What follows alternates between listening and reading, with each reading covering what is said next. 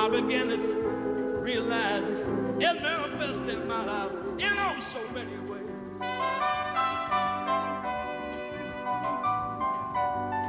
Every day it's getting better and better. I want to be daily walking close.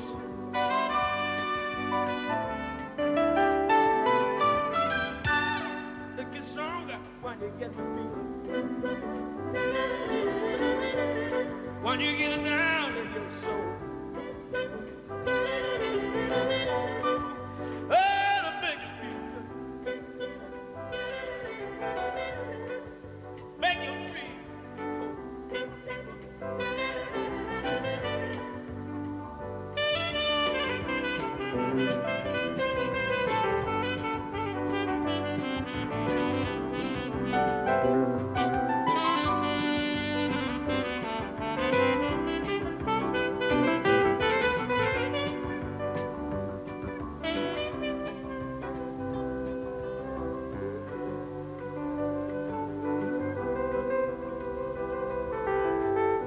I began to see it in my life. Oh, so many ways. Every day better and better. I want to be daily walking close.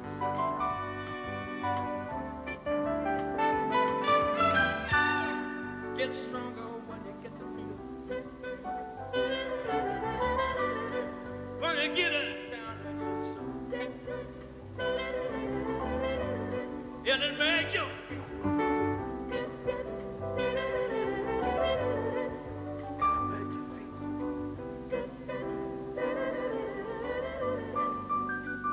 Every morning, at the break of day.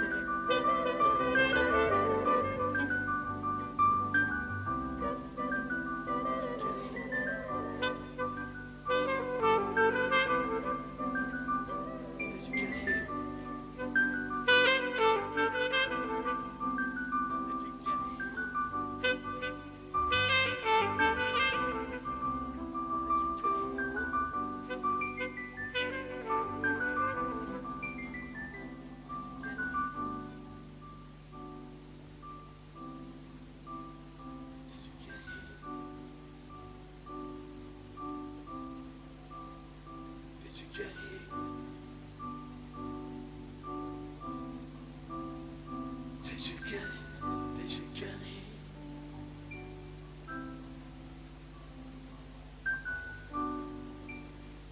Did you get me? I mean, I started this album, for instance, as a jazz album, and I thought, like, after 3 numbers, I thought I'd better sing something, so that's how this one started. So it started from the instrumentals? Yeah. Were the songs added in because you thought, I better put a song in and sat down and then create it, or were there songs that already existed and you thought that'll fit in, or how do you put that together? No, I just thought that, I mean, I didn't want to, I mean, when I started off, I thought I liked the whole sort of jazz instrumental album when I started, but when I did when I did 3 numbers, I thought, no, I don't want to do that. Changed my mind then. I thought, no, I'm not going to do that. So I started to bring in songs then, because I wanted to sing then. I think I played enough, I want to sing now. So it went on from there. The songs seem to me to all have a unity of theme, though. A sense of searching, a sense of trying to find, a sense of... Well, I mean, that just seems that way, but I mean, it's like you sort of... I mean, you know, you do what you do. I mean,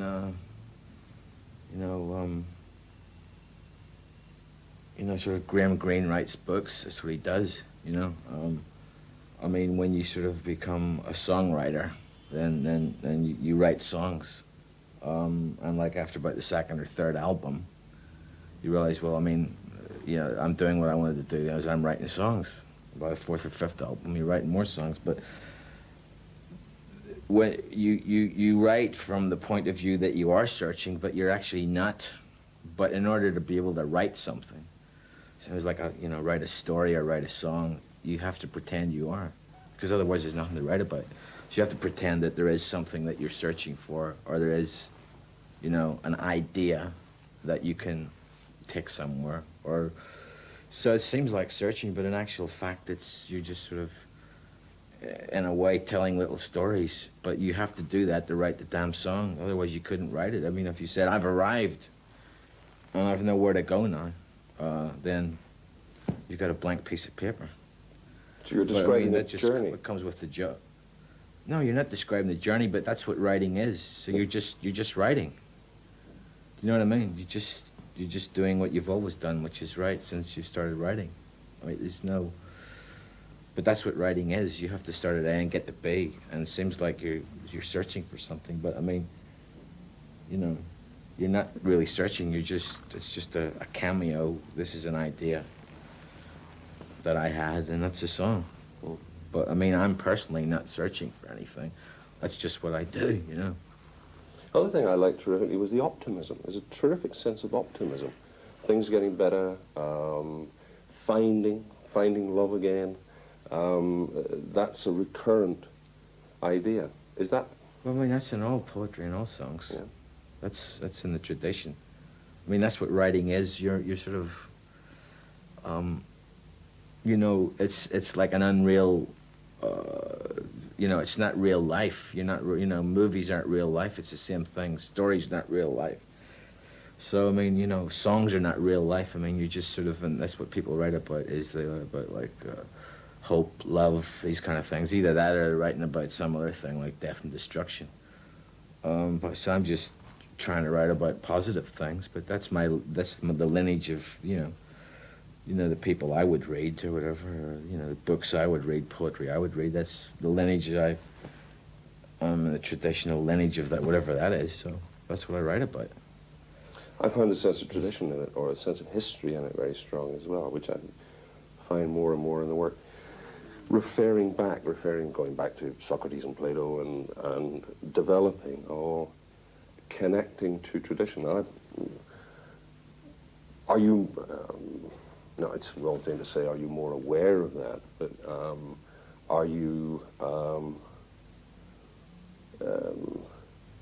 looking for traditional connections, looking for...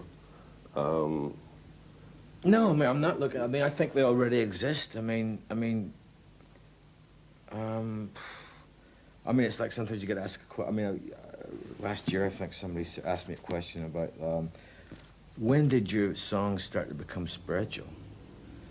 I mean, from like when I first started, my first album in Warner Brothers is the most spiritual lyrically album I've ever done, probably.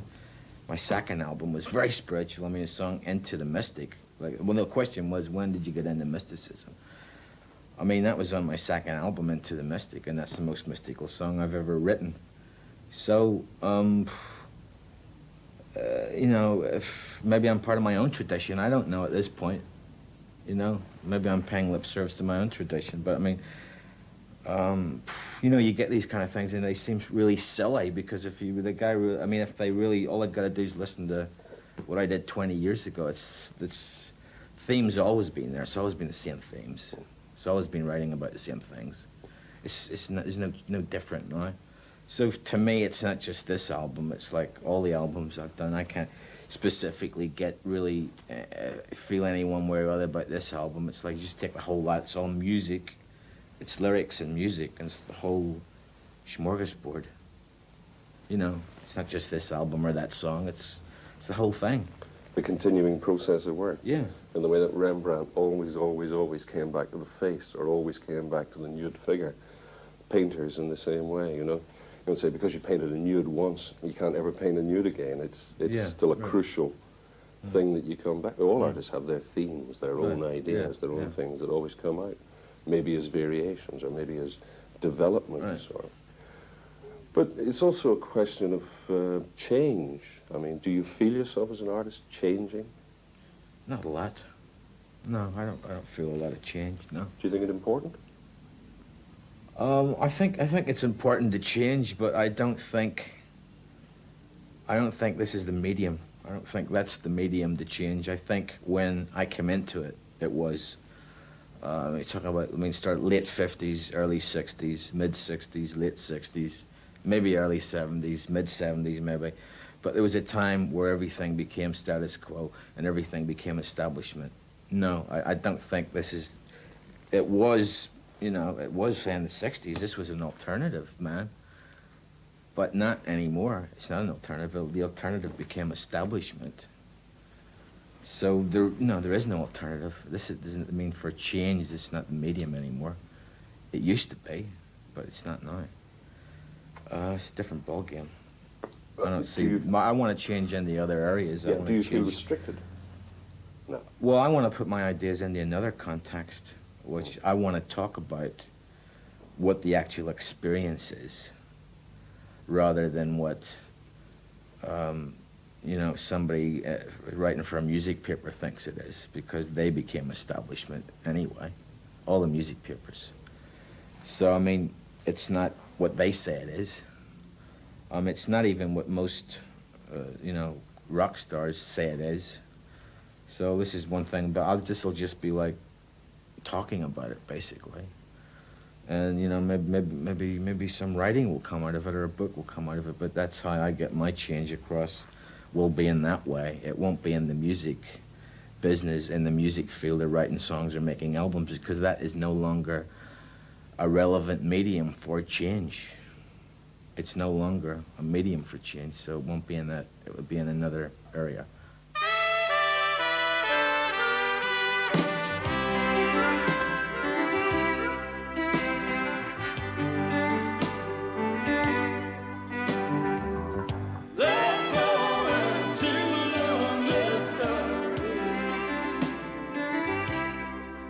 Let yourself go.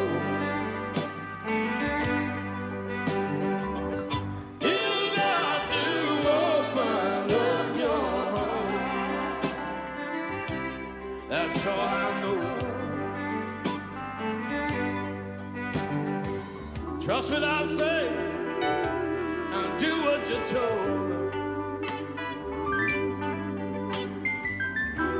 And all your dirt will shine like gold.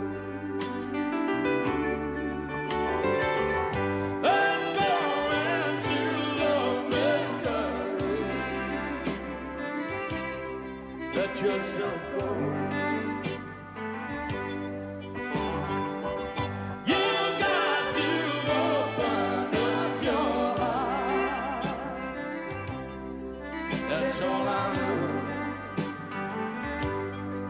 Baby, the other way,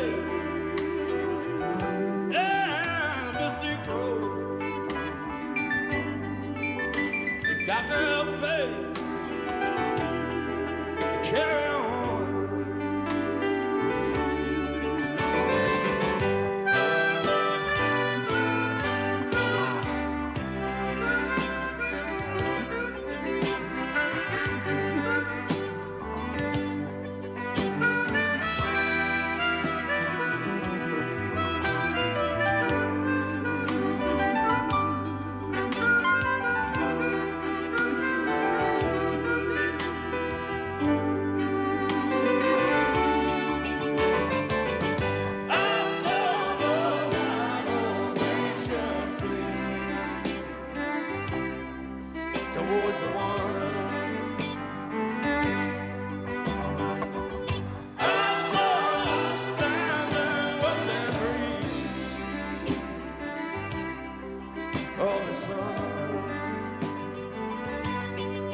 You gotta dance and sing, let me alive in the mystery.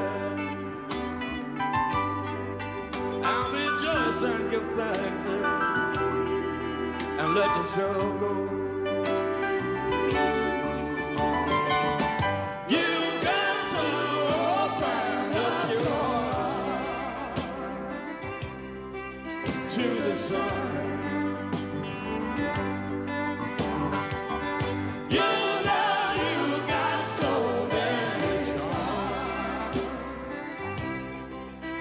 Just begun. Trust what I say, do what you're told. Baby, and all your dirt will shine like gold.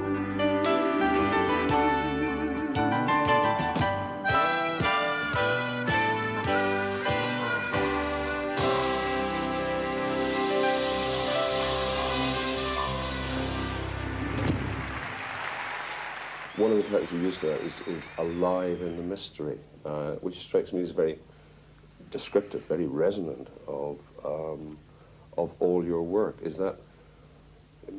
Does that sum up where you think you are and what you want to communicate? No, I don't think. You know. No, I don't think a song sums it up. I mean, no, I wouldn't say that. I wouldn't say no. It doesn't sum up. I mean, there's lots of angles and there's lots of complexities to, you know, doing music, living life, survival, whatever, what have you. I don't think it's that easy to sum up. No, I mean, no, I wouldn't say that. I say that might be one idea. Yeah. But that's it. Yeah. Doesn't sum it up. No. I know that one of the reasons I listen and listen again and listen again, and I'm sure everybody who buys an album of yours listens to it constantly, and I've always found that I get more out of things. I get more and more as I listen more and more. And one of the things that I get out of it all the time is a sense of being put back in touch with a tradition of music. As a healing force, as a force that brings people together. How do you think about that? Yeah, right. Well, I think now that's why there's a lot of like serious musicians are either in the folk field or are headed that way, that direction towards the folk area, because that's really where the truth lies at this point. You know, I mean, when I sort of got into music, it wasn't called rock for one thing. I mean, the name rock, it didn't exist. And when I started, there was like rock and roll, there was skiffle, there was folk, there was jazz, there was gospel. There was, you know, it was a whole range of music. You know, it wasn't called rock. So now what you have now is like the whole thing is turned into rock. And rock, to me, it's not my saying, it just doesn't mean anything to me. It's just it's a word.